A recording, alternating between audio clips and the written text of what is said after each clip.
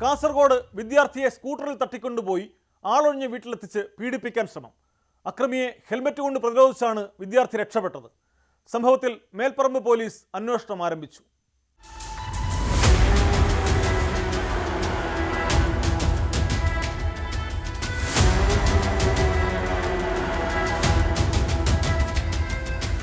റോഡരികിൽ ബസ് കാത്തു നിൽക്കുകയായിരുന്ന വിദ്യാർത്ഥിയെ സ്കൂട്ടറിൽ കയറ്റിക്കൊണ്ടുപോയി ആളൊഴിഞ്ഞ വീട്ടിലെത്തിച്ച് പീഡിപ്പിക്കാൻ ശ്രമിച്ചതായാണ് പരാതി.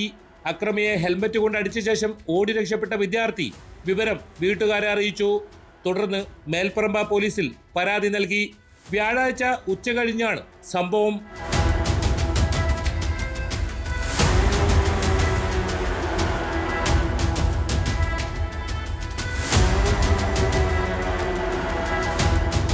ബസ് കാത്തു നിൽക്കുകയായിരുന്ന 16-കാരനായ വിദ്യാർത്ഥിയോട് സ്കൂട്ടറിലെത്തിയ ആൾ വഴി ചോദിച്ചു. വഴി പറഞ്ഞു നൽകിയെങ്കിലും ഇയാൾ തൃപ്തനായില്ല. വഴി കാണിച്ചു കൊടുക്കാനെന്ന വ്യാജേന ഇയാൾ വിദ്യാർത്ഥിയെ നിർബന്ധിച്ച് സ്കൂട്ടറിൽ കയറ്റിക്കൊണ്ടുപോവുകയായിരുന്നു. പിന്നീട് വിജനമായ സ്ഥലത്തെ വീട്ടിലെത്തിച്ച് പീഡിപ്പിക്കാൻ ശ്രമിച്ചു. ഇതോടെയാണ് ഹെൽമറ്റ് എടുത്ത് അക്രമിയെ അടിച്ച ശേഷം വിദ്യാർത്ഥി ഓടി രക്ഷപ്പെട്ടത്. തൊട്ടു പിന്നാലെ അക്രമിയും സ്കൂട്ടറിൽ രക്ഷപ്പെട്ടുവെന്നാണ് പരാതിയിൽ പറയുന്നത്. സംഭവത്തിൽ CCTV ദൃശ്യങ്ങൾ കേന്ദ്രീകരിച്ച് പോലീസ് അന്വേഷണം ഊർജിതമാക്കി.